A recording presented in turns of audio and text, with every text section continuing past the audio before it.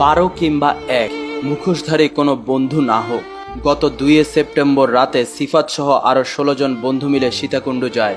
3 তারিখ বিকেল 4টার দিকে খৈয়াছড়া ঝর্ণায় সবাই মিলে গোসল করতে নামে। এক পর্যায়ে সিফাতের শরীর অসুস্থ লাগায় ঝর্ণা থেকে উঠে যায় সে। কিছুক্ষণ পর সিফাতকে খুঁজল তার বন্ধুরা, কিন্তু তাকে আর পায়নি। এরপর 4 সেপ্টেম্বর রাত 9টায় তার ভাই রিফাত মজুমদার একটি পোস্টের মাধ্যমে জানান সিফাত মজুমদার মারা গিয়েছে। বন্ধু নামক জাতটা কেমনে সিফাত ছেলেটাকে ওইখানে ফেলে চলে আসলো? সেখানে উপস্থিত 12 জনকেই বন্ধু ভাবত সিফাত, কিন্তু ওই 12 জনের মধ্যে একজনও কি সিফাতকে বন্ধু ভাবেনি? 12 জনই প্ল্যান করে করলো এটা। আর অ্যাক্সিডেন্ট হলে কিভাবে বন্ধু বন্ধুকে ফেলে চলে আসতে পারে? আসুন বিস্তারিত জেনে নেই সিফাতের সাথে সেদিন কি হয়েছিল। সম্প্রতি সিফাতের ভাইয়ের একটি ফেসবুক পোস্ট কিছুটা এরকম ছিল: আমরা 3 ভাই বোন, সিফাত আমাদের খুবই আদরের ছোট ভাই। 2 সেপ্টেম্বর 2024 আমার ভাই সিফাত জীবনে প্রথমবারের মতো তার বিশ্ববিদ্যালয়ের বন্ধুদের সাথে ভ্রমণের জন্য বের হয়। বন্ধুদের গ্রুপে সিফাত সহ মোট 10 জন ছেলে এবং 3 জন মেয়ে ছিল। তারা মিরেশ্বরাইয়ের সেই কুখ্যাত খৈয়াছড়া ঝর্ণা দেখতে যায়। উল্লেখ্য, সচরাচর সবাই গাইড নিয়ে গেল, ওরা গাইড নেয়নি এবং মায়ের দোয়া নামের একটি হোটেলে অবস্থান করে তারা। হোটেলে পৌঁছানোর পর সকালে নাস্তা সেরে তারা দুপুরের খাবার অর্ডার করে। এরপর পাহাড়ি ঝর্ণাগুলো দেখতে বের হয়। প্রথম ঝর্ণায় সকাল 11টায় পৌঁছানোর পর সিফাত হোটেলে ফিরে যায় কিছু জিনিসের জন্য। এখনো জানা যায়নি কি আনতে গিয়েছে সে। গ্রামবাসীর তথ্য অনুযায়ী সিফাতের পিছনে পিছনে তার আরো 2 বন্ধু হোটেল পর্যন্ত যায়, কিন্তু পরবর্তীতে তারা কখন ঝর্ণায় ফিরে গেছে তার স্পষ্ট কোনো উত্তর সিফাতের বন্ধুদের কাছ থেকে পাওয়া যায়নি। এরপর তারা আরো উপরে ট্রেকিং করে। দুপুর 12টা 30-এ তারা 12তম ঝর্ণায় পৌঁছায়, যা ছিল একেবারে নির্জন জায়গা।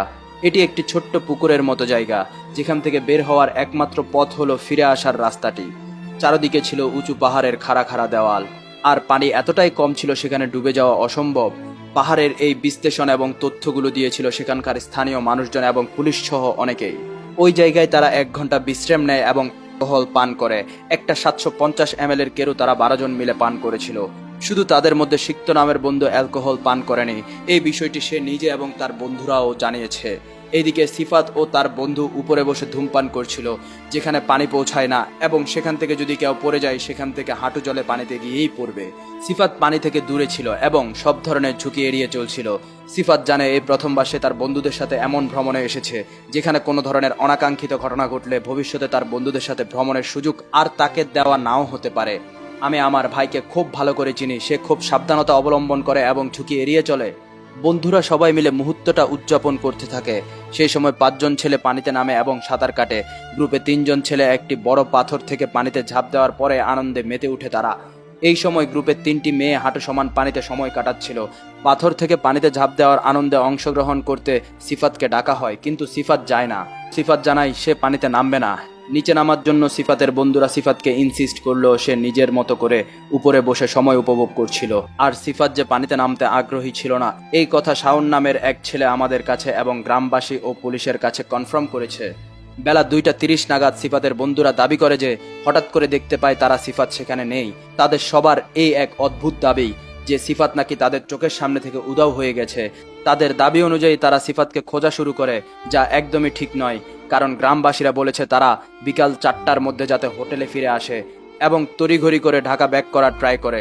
গ্রামবাসীদের সন্দেহ হয়, সাথে সাথেই তারা সিফাতের কথা জিজ্ঞেস করে। আর মায়ের দোয়া হোটেলেও সকালের হিসাব অনুযায়ী দুপুরের খাবার রান্না করা হয়েছে। খাবার রান্না করা হয়েছিল সর্বমোট 13 জনের।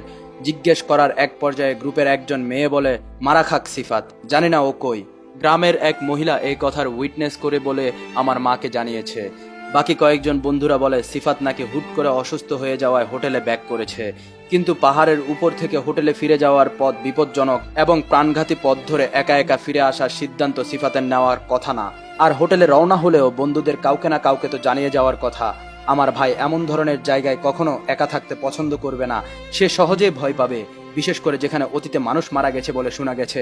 এমন জায়গায় সিফাত অবশ্যই এবং অবশ্যই সতর্ক থাকবে। গ্রামবাসীদের সন্দেহ হয় তারা সিফাতের বন্ধুদের ঢাকা যেতে নিষেধ করে, কিন্তু তবুও 12 জনের মধ্যে 5 জন ঢাকা চলে আসে। পরে পরিস্থিতি একেবারে অস্বাভাবিক মনে হলে বাকি 7 জনকে গ্রামবাসীরা হোটেলে আটকে দেয়। গ্রুপের আসিফ নামের একজন ছেলে বলে সে নাকি রাত 9টা বাজে 999-এ কল করে পুলিশকে জানিয়েছে ঘটনা এবং পুলিশ তাদেরকে থানায় যেতে বলে, যা সম্পূর্ণরূপে মিথ্যা কথা। মিরেশ্বরাই থানা পুলিশ আমাদের জানায় তাদের কাছে এমন কোনো অভিযোগ আসেনি। সেই দিন রাত 9টার দিকে আমরা পরিবারের সবাই বুঝতে পারি যে সিফাতের 6 ঘন্টা ধরে কোনো যোগাযোগ নেই এবং তার বন্ধুদের সাথেও যোগাযোগ সম্ভব হচ্ছিল না। আমি তার বিশ্ববিদ্যালয়ের সিনিয়রদের মাধ্যমে কোনোভাবে সিফাতের বন্ধু বান্ধবদের সাথে যোগাযোগ করতে সক্ষম হই এবং তখন জানতে পারি আমার ভাই দুপুর থেকে নিখোঁজ। আমরা এক মুহূর্ত দেরি করিনি, আমরা রাতেই মিরেশ্বরাইয়ের উদ্দেশ্যে রওনা দেই। ভোর 4টা বাজে আমরা পৌঁছে দেখি তার বন্ধুরা নির্বিকারভাবে ঘুমাচ্ছে। আমি 2 ঘন্টা অপেক্ষা করি, তারপর তাদের মধ্যে তন্ময় নামের একজন জেগে উঠে বাকি সবাইকে জাগিয়ে তোলে। আমি তাদের কাছে সিফাতের সম্পর্কে জিজ্ঞেস করি, সিফাত কোথায়, কী অবস্থা ছিল তার, কি ঘটেছিল সেখানে। তাদের পক্ষ থেকে শুধু একটি সাধারণ বিবৃতি, সিফাত হঠাৎ করে অদৃশ্য হয়ে গেছে এবং সিফাত কোনো পানিতে নামেনি।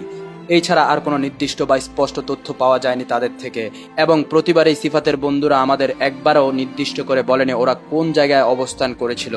শেষে এক পর্যায়ে আমরা আর সহ্য করতে না পেরে আমি এবং আমার মা তাদের পা ধরে বসি। এরপরেও তারা তাদের কথায় অনড় ছিল। এতে হতাশ হয়ে আমি আমার বড় বোন সহ আমার পরিবার, সিফাতের ঢাকা থেকে আসা ছোটবেলার বন্ধুরা, সিফাতের ইউনিভার্সিটির বড় ভাই ও স্থানীয়রা একসাথে মিলে 6টার দিকে পাহাড়ে রওনা হয় সিফাতকে খুঁজতে। আমাদের সাথে ফায়ার সার্ভিসের লোকজনও ছিল, কিন্তু তাদের ডুবুরি টিম ছিল না আমাদের সাথে। ফায়ার সার্ভিসের কাছে যখন জানতে চাওয়া হয় আপনাদের ডুবুরি টিম কোথায়, তখন তারা জানায় এটা খুবই লম্বা প্রসেস, এই মুহূর্তে ওনাদের কাছে টিম নেই। প্রায় 4 ঘন্টা খোঁজার পর আমরা যখন ব্যাক করি তখন দেখি সেনাবাহিনী এসেছে। পরে সেনাবাহিনীর সাথে নিয়ে আমরা আবার খুঁজতে শুরু করি। খোঁজার পর সেনাবাহিনী সবাইকে জিজ্ঞাসাবাদ করে এবং ক্যাপ্টেন ইশতিয়াক আমাদের বলে সবার উত্তর সন্দেহজনক এবং আমাদের থানায় যোগাযোগ করতে বলেন। এরপর পথিমধ্যে জানতে পারি সিক্তর আদেশে গ্রুপের 5 জন ঢাকা ফিরেছে, তাদের মধ্যে 3 জন মেয়ে এবং 2 জন ছেলে। পাশাপাশি সিক্ত গ্রুপের সবাইকে বলে দেয় আমাদের ফোন আসলে যেন ওরা না ধরে। আমরা 12তম ঝর্ণা পর্যন্ত উঠে আবার খোঁজ চালাই, কিন্তু কোনো খোঁজ মিলল না। এখানে উল্লেখ্য যে সিফাতের বন্ধুরা প্রথম থেকে আমাদের মিসগাইড করছিল, ঝর্ণার বদলে এদিক সেদিক পাহাড়ে খোঁজাখুঁজি করাচ্ছিল আমাদের ধারা।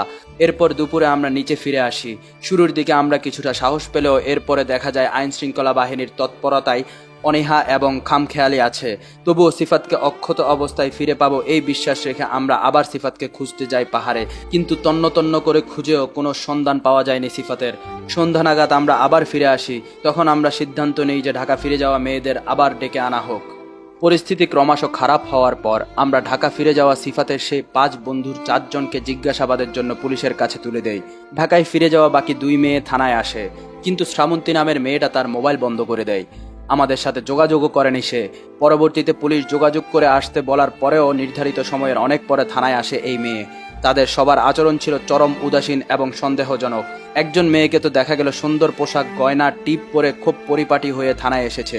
পুলিশ তাদের জিজ্ঞাসাবাদ শুরু করে, কিন্তু তাদের ফোন এবং ডিভাইস জব্দ না করে তাদের কাছেই দিয়ে দেয়। জিজ্ঞাসাবাদের পর পুলিশ জানায় যে তাদের বক্তব্য অবিশ্বাস্য এবং অস্বাভাবিক। এখানে উল্লেখযোগ্য যে পুলিশ যখন একজন একজন করে জিজ্ঞাসাবাদ শুরু করে তখন এক একজনের বক্তব্য এক এক রকম পাওয়া যায়, কারো সাথে কারো বক্তব্যের পুরোপুরি মিল পাওয়া যায়নি। কিন্তু প্রাথমিক জিজ্ঞাসাবাদের পরেও তাদের সবাইকে এক রুমে রাখে। খুব কাকতালীয়ভাবে পরবর্তীতে পুলিশের ঊর্ধ্বতম কর্মকর্তার জিজ্ঞাসাবাদের সময় তাদের সবার স্টেটমেন্ট এক হয়ে যায়। এরপর পুলিশ তাদের কড়াভাবে বলে যে 12 জন মানুষের সামনে একজন মানুষ হঠাৎ করে অদৃশ্য হয়ে যাওয়া কোনোভাবেই সম্ভব নয়। কেউ যদি কিছু লুকায় তাহলে তার পরিণাম খুবই খারাপ হতে পারে। পুলিশ তাদের কড়াভাবে সতর্কও করে এটি নিয়ে। কিন্তু যখন তদন্তের জন্য পুলিশ স্টেশনে ওদের সবাইকে একসাথে রাখা হলো, এরপর থেকে সবার বক্তব্য একরকম হয়ে আসে, যা অবশ্যই কাকতালীয় না এবং পুরোটাই ওদের নিজেদের বানানো, সহজেই বোঝা যায়। ওদের রাতের খাবারের জন্য আমাদের বলা হয়। আমার কাজিন তাদের খাবারের ব্যবস্থা করে দেয়। খাবার খাওয়ার পর ওদের ছেড়ে দেওয়া হয় এবং আমরা মামলা করতে চাইলে আমাদের মামলা নেওয়া হয়নি, নেওয়া হয়েছে নিখোঁজ হওয়ার একটি জিডি। পরদিন সকালে ডুবুরি সহ আবার সিফাতকে খুঁজতে বের হওয়ার একটি পরিকল্পনা হয়। পরিকল্পনা মতো সকালে আমরা সবাই মিলে সিফাতকে খুঁজতে বের হই। আমাদের নেতৃত্ব দেয় ফায়ার ব্রিগেডের সদস্যরা এবং সেই দিন প্রথমবারের মতো পুলিশ আসে। এর আগে একটিবারের জন্য তারা আমার ভাইকে খুঁজতে আসার প্রয়োজন মনে করেনি, কিন্তু আসার পরেও তারা ঘটনাস্থলে না গিয়ে প্রথম ঝর্ণায় অপেক্ষা করছিল ফায়ার সার্ভিস টিমের আপডেটের জন্য। তাদের বারবার বলার পরেও তারা একটি বারের জন্য ঘটনাস্থলে যায়নি। এমনকি সেই ঘটনাস্থলে মানুষকে যাওয়ার জন্য জোনটিও লক করেনি তারা। ফায়ার সার্ভিসের সহযোগিতায় আমরা খুঁজতে শুরু করি। পাশাপাশি সিফাতের বন্ধুরাও ছিল, কিন্তু তারা আমাদের কোনো রকমের ভ্যালিড তথ্য দিয়ে সাহায্য করছিল না। তবে ওইখানকার স্থানীয় লোকজন আমাদের অসম্ভব কোঅপারেট করেছে। আমার ভাইকে খুঁজে বের করতে পুলিশ প্রশাসনের চেয়েও তাদের তৎপরতা ছিল চোখে পড়ার মতো। একদিকে প্রশাসনের লোকদের গাছাড়া ভাব আমাদের হতাশ করছিল, অন্যদিকে এলাকার স্থানীয় লোকজনের সহযোগিতা আমাদের মধ্যে শক্তি সঞ্চয় করেছে সিফাতকে খুঁজে বের করতে। সিফাতের বন্ধুদের এক এক সময় এক এক বক্তব্যের কারণে সিফাতকে সর্বশেষ যেই স্থানে দেখা গিয়েছিল সেই স্থানটিকেই গুরুত্বের সাথে খুঁজে দেখা হয়নি শুরুর দিক থেকেই। এলাকার স্থানীয়রা প্রশাসনের লোকদের সাথে আশেপাশে বন জঙ্গল তন্ন তন্ন করে খুঁজে বের করতে ব্যর্থ হওয়ার পর আবার সেই স্পটে গিয়ে উদ্ধার অভিযান শুরু করা হলো, যেখানে সর্বশেষ সিফাতকে দেখা গিয়েছিল। স্পটে সবার আগে আমরা গিয়ে পৌঁছাই। সেখানে আমার মামাতো ভাই সোহাগ সেই ছোট পুকুরটির মাধ্যমে সিফাতের নিথর দেহ খুঁজে পায়। টানা 3 দিন ধরে খোঁজার পর 6 সেপ্টেম্বর 11টা 15 মিনিটে আমরা সর্বশেষ আমার ভাইয়ের মৃতদেহ খুঁজে পাই। সিফাতের বন্ধুরা যদি প্রথমে আমাদের আসল জায়গাটার কথা বলতো তাহলে হয়তো আমরা আমাদের ভাইটিকে জীবিত পেলেও পেতে পারতাম, আর জীবিত না পেলেও হয়তো আমার ভাইয়ের লাশটা অ্যাটলিস্ট পচে যেত না। সিফাতকে যেখানে পাওয়া গিয়েছে সেখানে কেউ ডুবে মরা সম্ভবই নয়। লাশ নিয়ে আমরা যখন থানায় আসি তখন শুরু হয় নতুন বিড়ম্বনা।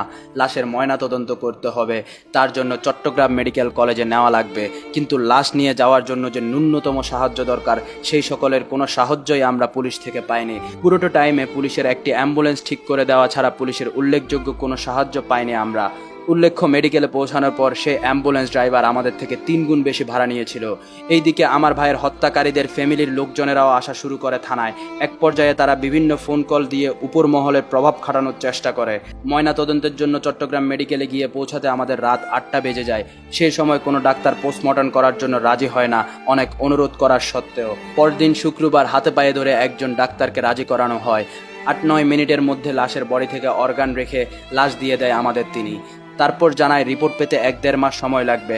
আমার প্রশ্ন, 8-9 মিনিটে কি পোস্টমর্টম হয়ে যায়? প্রথমে সিফাতের নিখোঁজ হয়ে যাওয়া, সিফাতের প্রাপ্তবয়স্ক বন্ধুদের পক্ষ থেকে উপযুক্ত পদক্ষেপ না নেওয়া, গ্রুপ থেকে তাড়াহুড়া করে কয়েকজন ঢাকা ফিরে আসা, সকলে একই স্পটে উপস্থিত থাকা সত্ত্বেও একজনের সাথে এক একজনের বক্তব্যের কোনো মিল ছিল না তাদের, ইত্যাদি সব কিছু আমাকে শুধু ভাবিয়েই যায়। আমি ভাবি, আমার ভাই কিভাবে মারা গেল? আমার ভাই কি মারা গেল, নাকি আমার ভাইকে মেরে ফেলা হয়েছে, নাকি কোনো দুর্ঘটনার ফলাফল আমার ভাইয়ের মৃত্যু? আমার মনে শুধু প্রশ্ন আর প্রশ্ন, কিন্তু আমার কাছে কোনো উত্তর নেই।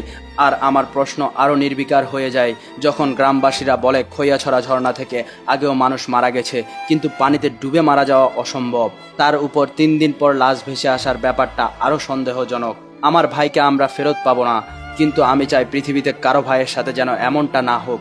মন থেকে চাই আমার ভাইয়ের অপরাধী দৃষ্টান্তমূলক শাস্তি পাক। এই পৃথিবীতে আমার ভাই আর নেই, কেন বা কিভাবে সে আমাদের ছেড়ে চলে গেছে সেই প্রশ্নের উত্তরও আমাদের কাছে নেই। ভাইকে তো আর ফিরে আনা যাবে না, সেই আশা আমি করি না, তবে উত্তর তো পাবো এই আশা তো আমি করতে পারি, তাই না? সিফাত মজুমদারের মৃত্যু অস্বাভাবিক এবং রহস্যজনক, তাই না? এটা কি আসলে পরিকল্পিত হত্যা নাকি স্বাভাবিক মৃত্যু? যদি স্বাভাবিক মৃত্যু হয়ে থাকে তাহলে হাঁটু ছুঁই ছুঁই পানিতে 3 দিন পর কেন তার লাশ ভেসে উঠল? নাকি মেরে পাথর চাপা দিয়ে রাখা হয়েছিল তাকে? যে 12 জন তাদের সাথে গিয়েছিল তাদের অস্বাভাবিক আচরণ, তাদের কথার অমিল এবং তাদের পরিবার পুলিশকে দেরি করে জানানো, ফোন ধরতে নিষেধ করা, 5 জন ঢাকায় ফিরে আসা তাও আবার পরিবারকে না জানিয়ে, যেখানে সন্দেহ আর সন্দেহ সেখানে পুলিশ কিনা সন্দেহভাজন 12 জনকে নিজ ইচ্ছায় ছেড়ে দেয়। ময়নাতদন্তের রিপোর্টটা পাওয়া পর্যন্ত অপেক্ষা করা যেত না, যেখানে গ্রামবাসী ও ঘটনাস্থলের ভিকটিমদের তথ্য অনুযায়ী সেই 12 জনের কথার মধ্যে রয়েছে অমিল, সেখানে কেন পুলিশ তাদের ছেড়ে দিল? আর 3 দিন ধরে না পাওয়া লাশের 8-9 মিনিটের মধ্যে ময়নাতদন্ত করে কি সঠিক তথ্য বের করা সম্ভব? তাহলে রিপোর্ট আসতে কেন 1 থেকে 1.5 মাস সময় লেগে যাচ্ছে? কেন, যেখানে তদন্তের সময় এত কম? নাকি বন্ধুর নিথর দেহটাতে প্রাণ নেই বলে সে এতটাই অবহেলিত? এইখানে আপনার ভাই বোন বা মা হলে কি করতেন আপনারা? এই লোমহর্ষকর ঘটনার সত্যতা তো বের করা সম্ভব নাকি সম্ভব না?